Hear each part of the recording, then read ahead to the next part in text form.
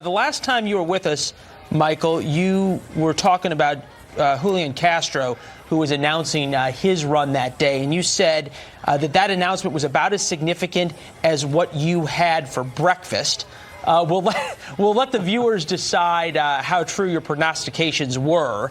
What do you think of the vice president's race? Perhaps a little bit more significant than your breakfast order?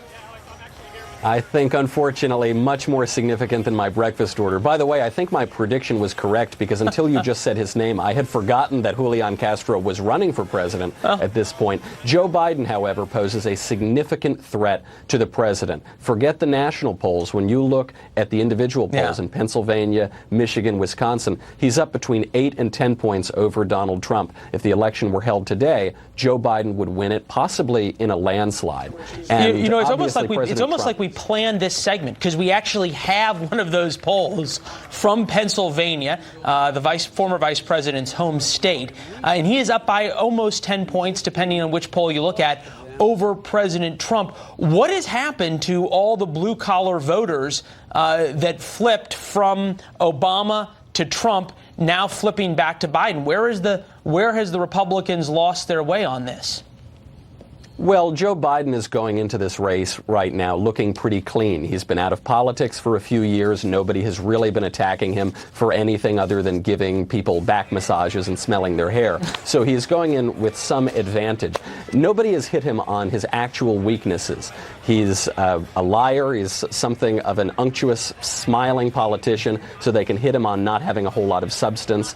He's somewhat corrupt. There is significant corruption in some of his son's dealings and influence peddling in China and Ukraine. I would say significant allegations. I'm not sure any of them have been proven yet.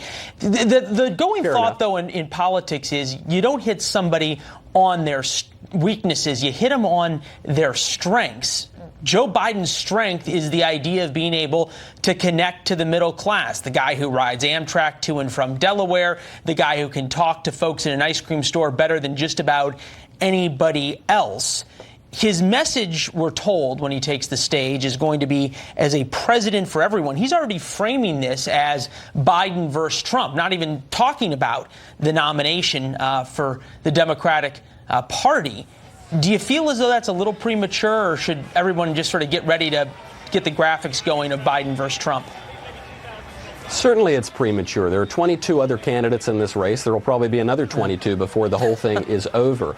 I do agree, though, people, you want to hit him on his connection to voters. The other strength that he's been campaigning on is that he has so much experience. He's been in politics for 50 years. He's been in office since he was 26 years old. And I think this is the real place that eventually President Trump could hit him on if he wins the nomination, which is that in all of those 50 years, Joe Biden does not have a banner accomplishment to his name. He's been in office for 50 years. What has he done? Donald Trump's been in office for 2 years. He's had a relatively very successful presidency. I think that's where you'll be able to see the distinction. Well, and also it seems as though the president is laying out trying to draw this distinction on China. We keep hearing China, China, China from President Trump, and we know Vice President Biden has downplayed that before. Mr. Knowles, we appreciate it, and we will check these prognostications the next time we have you on, still to see if you're still batting 100.